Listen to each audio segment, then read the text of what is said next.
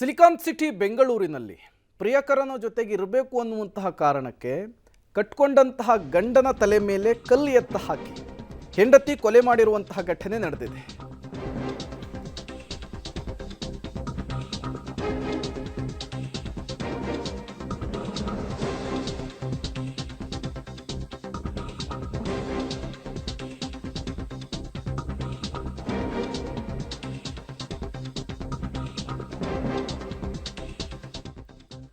ಬೆಂಗಳೂರಿನಲ್ಲಿ ಪ್ರಿಯಕರನೊಟ್ಟಿಗೆ ಸೇರಿ ಪತಿ ಕೊಲೆ. ಪತಿ ವೆಂಕಟನಾಯಕ್ ತಲೆ ಮೇಲೆ ಕಲ್ಲು ಎತ್ತಿ ಹಾಕಿ ಕೊಲೆ. ಪತ್ನಿ ನಂದಿನಿ, ಪ್ರಿಯಕರ ನಿತಿನ್ನನ್ನು ಬಂಧಿಸಿದ್ದಾರೆ ಪೊಲೀಸರು. ಪತಿಯನ್ನು ಕೊಲೆ ಮಾಡಿ ಪೊಲೀಸರಿಗೇನೆ ಕರೆ ಮಾಡ್ತಾಳೆ ಹೆಂಡತಿ. ಪತಿ ಸಾವಿನಿಂದ ಹುಚ್ಚಿಯಂತೆ ನಟಿಸ್ತಾಳೆ ಪತ್ನಿ ನಂದಿನಿ.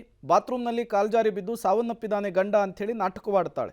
HSR ಲೇಔಟ್ ಪೊಲೀಸರು ಜನವರಿ 9ರಂದು ಈ ಪ್ರಕರಣಕ್ಕೆ ಸಂಬಂಧಪಟ್ಟಂತೆ ದೂರನ್ನು ಕೂಡ ದಾಖಲಿಸಿಕೊಂಡಿರ್ತಾರೆ. ಪೊಲೀಸರ ವಿಚಾರಣೆಯ ವೇಳೆ ಈ ಹತ್ಯೆಯ ರಹಸ್ಯ ಬಯಲಾಗುತ್ತೆ.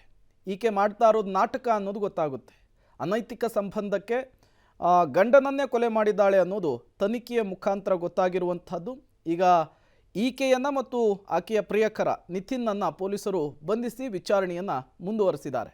ನೀವು ಕೂಡ ಫೋಟೋವನ್ನು ಗಮನಿಸ್ತಾ ಇದ್ದೀರಿ.